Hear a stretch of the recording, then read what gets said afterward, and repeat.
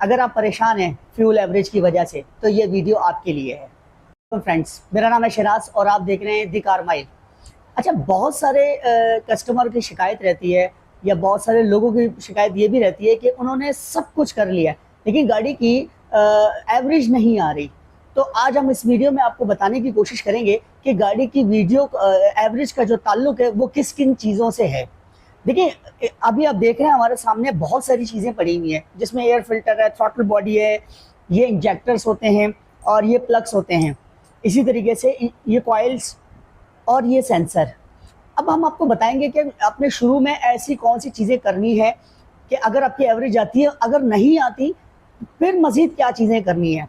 इस सारी वीडियो के अंदर जो लास्ट वाला मैं आपको एक सजेशन दूंगा वो सबसे बेहतर है, लेकिन उससे पहले आपको ये सारी चीज़ें करनी पड़ेंगी। देखिए, अब कभी भी किसी भी गाड़ी के एयर फिल्टर उसके लिए बहुत अहम किरदार अदा करता है। अगर गाड़ी का एयर फिल्टर बिल्कुल भी सही नहीं है और चोक है या बिल्कुल गंदा हो चुका है और काफ़ी टाइम से आपने उसको साफ नहीं करवाया या चेंज नहीं करवाया तो आपको ये देखना पड़ेगा। अच्छा, सेकेंडली आप ये देख सकते हैं मेरे पास ये थ्रॉटल बॉडी है। ये वैसे तो किसी और गाड़ी की है लेकिन ज़रूरतें आपकी गाड़ी में अलग अलग होती हैं। अच्छा, ये थ्रॉटल बॉडी आपको क्लीन करवाना पड़ेगा। आपको बताने का मकसद है कि अगर ये थ्रॉटल बॉडी क्लीन नहीं है तो भी आपकी एवरेज नहीं आएगी। गाड़ी अब बहुत भारी भारी चलेगी, गाड़ी में एक्सीलरेशन में बहुत नरमी नहीं होगी, सॉफ्ट नहीं होगा गाड़ी। अच्छा, अब आपने जब आपने थ्रॉटल साफ करवा चुके होंगे तो आपने ट्यूनिंग के अंदर इसके इंजेक्टर भी साफ करवाने हैं। ये आप देख सकते हैं, ये दो इंजेक्टर मेरे पास, ये दोनों हैं। अब दोनों को, यानी कि आपकी गाड़ी होंडा है, टोयोटा है, कोई भी गाड़ी है, उसके इंजेक्टर साफ करना लाजमी है। अच्छा, उसके बाद हम आते हैं इसके प्लग्स के ऊपर। देखिए, प्लग्स किसी भी इंजन के लिए बहुत इंपॉर्टेंट किरदार अदा करते हैं। अगर आप प्लग्स को 30, 40 या 50 हज़ार किलोमीटर चला चुके हैं तो आपको वो चेंज करने पड़ेंगे।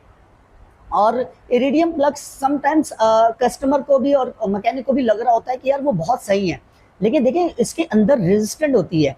वो अगर ख़राब हो जाए या अगर वो बहुत ज़्यादा चल जाए तो वो आपको चेंज करना लाजमी है। आप उसको चेंज नहीं करेंगे तो आपकी गाड़ी की एवरेज बिल्कुल भी नहीं आएगी और आप परेशान रहेंगे और आप इंतहा से ज़्यादा पैसे खर्च कर लेंगे। डिफरेंट मैकेनिकों के पास जाएंगे, डिफरेंट लोगों के पास जाएंगे, आप उनको कहेंगे कि यार मैंने फलाने से ट्यूनिंग करवाई है, उससे ट्यूनिंग करवाई है, लेकिन गाड़ी मेरी सेट नहीं हो रही, एवरेज नहीं दे रही। बाकी गाड़ी सेट है लेकिन एवरेज नहीं दे रही। तो ये प्लग उसके अंदर बहुत बड़ा किरदार अदा करता है। सेकेंडली, ये कॉइल होती है। देखिए, कॉइल समटाइम्स बहुत सारे मैकेनिक क्या करते हैं, अगर कॉइल लीक हो जाए या कॉइल प्रॉपर कर रहा हो तो आप क्या करते हैं, उसके अंदर इस तरह की टेपें लपेट देते हैं। अब वो ये समझते हैं, अच्छा वो ये समझते हैं कि ये कॉइल टेप लपेटने से, या कस्टमर को लगता है कि टेप लपेटने से मसला हल हो चुका है। नहीं होता आपका मसला हल, क्योंकि जब अगर वो कॉइल लीक हो रही है, अगर वो कॉइल ख़राब है तो आप टेप लपेटें या कुछ भी लपेटें, वो काम नहीं करेगी, क्योंकि उसकी एक लहर अलग से कंपनी ने जो बना के दी है उसको इसी के लिए बनाया गया है। अगर आपको कॉइलें कमज़ोर हैं तो चेंज करना लाजमी है, उसके बगैर कुछ नहीं होगा, आप परेशान रहेंगे। अच्छा, बहुत सारे लोग फिल्टर भी चेंज करवा चुके होते हैं, पूरी ट्यूनिंग भी कर चुके होते हैं, उसके बावजूद भी उनका कहना ये होता है कि एवरेज नहीं आ रही, मेरी गाड़ी मज़ेदार नहीं चल रही।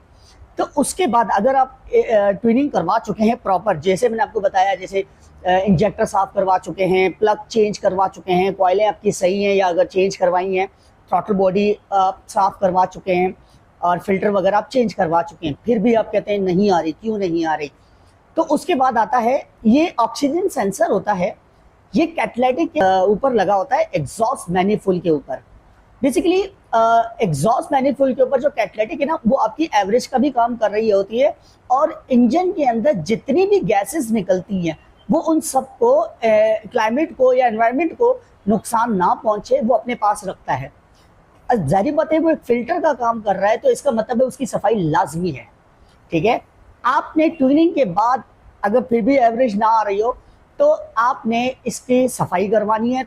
ऑक्सीजन सेंसर अगर आपका ख़राब है तो चेंज करवाना है, ख़राब नहीं है तो साफ़ करवाना है, और कैटलाइटिक को कैटलाइटिक की केमिकल से ही साफ़ करना है।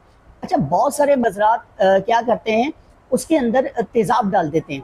आपने तेज़ाब कभी नहीं डालना, तेज़ाब डालने से मज़ीद वो ख़राब हो जाएगा। अच्छा, अगर आप ये भी कर चुके हों, यानी कि अगर आपने ट्यूनिंग भी करवा ली, कैटलिटिक भी साफ़ करा लिया, प्लग भी चेंज करवा लिया, उसके बावजूद भी अभी भी साफ़ नहीं हो रहा, तो उसके बाद आपकी गाड़ी अगर 50,000 या 60,000 या 70,000 चल चुकी है, तो उसमें फिर आपको एक काम ये करना पड़ेगा कि आपकी गाड़ी की टैंकी में ये फ्यूल पंप लगा हुआ है और एक फ़िल्टर लगा हुआ है। बेसिकली बहुत सारी गाड़ियों में 2 फ़िल्टर्स, बहुत सारी गाड़ियों में 3 और बहुत सारी गाड़ियों में 1 फ़िल्टर लगा होता है। वो आपका मैकेनिक आपको बेहतर बता देगा। देखिए, अगर बहुत सारी गाड़ियों में, क्योंकि अगर फ्यूल पंप के इस तरह का पंप लगा हुआ है, तो एक फ़िल्टर ये रहा जो यहाँ पर नीचे लगता है। ये तो आप, अगर आपकी गाड़ी का मिल जाता है ईज़िली, तो आप ये ज़रूर चेंज करवाएँ, इसको साफ़ ना करवाएँ। सेकेंडली, एक और फिल्टर है, ये देखिए मेरे हाथ में है, जहां पर ये फ्यूल पंप इंस्टॉल होता है, इस ये देखें ऐसे, ये भी एक फिल्टर है। ये बहुत इंपॉर्टेंट फिल्टर है। इंपॉर्टेंट फिल्टर तो ये भी है, लेकिन ये भी बहुत इंपॉर्टेंट है। इसकी सफाई करवा लीजिएगा। अगर आपकी गाड़ी 60 या 70,000 किलोमीटर चल गई है, तो फिर आपने सीधा सीधा इसको चेंज करना है, इसके ऊपर कोई सफाई नहीं करनी। दैट्स इट, ओके की रिपोर्ट हो जाएगी। और अगर आपकी गाड़ी 40, 30, 40 या 50,000 किलोमीटर चली हुई है, तो बिल्कुल आप इसको साफ करके वापस फिट करवा सकते हैं अपने मैकेनिक से। और इस वाले फिल्टर को कोशिश कीजिएगा चेंज कर लें, और अगर नहीं मिले तो फिर आप इसको साफ करवा के भी इसको भी वापस फिट करवा सकते हैं। ये यहाँ पर लगता है। बेसिकली सबसे पहले तो ये मट्टी को रोकता है। अगर मट्टी यहाँ से निकल भी जाए, या रेत यहाँ से निकल भी जाए, या कचरा कुछ भी यहाँ से निकल जाए, तो इस फिल्टर में आता है। उसके बाद इंजेक्टर तक बहुत कम जो ना कचरा जाता है। हाँ, अगर आपकी गाड़ी 1 लाख 1.5 लाख चली हुई है और आपने बिल्कुल सफाई नहीं कराई आज तक, तो फिर तो वो इंजेक्टर तक जाएगा, बिल्कुल जाएगा। या बहुत ज़्यादा मट्टी आ जाए फिर भी जाएगा इंजेक्टर के अंदर। ये रहा इंजेक्टर, ये इंजेक्टर के अंदर जाएगा। देखें, ये आपको बताने का मतलब है ताकि अगर आप परेशान हैं तो ये सारे काम करवा लें।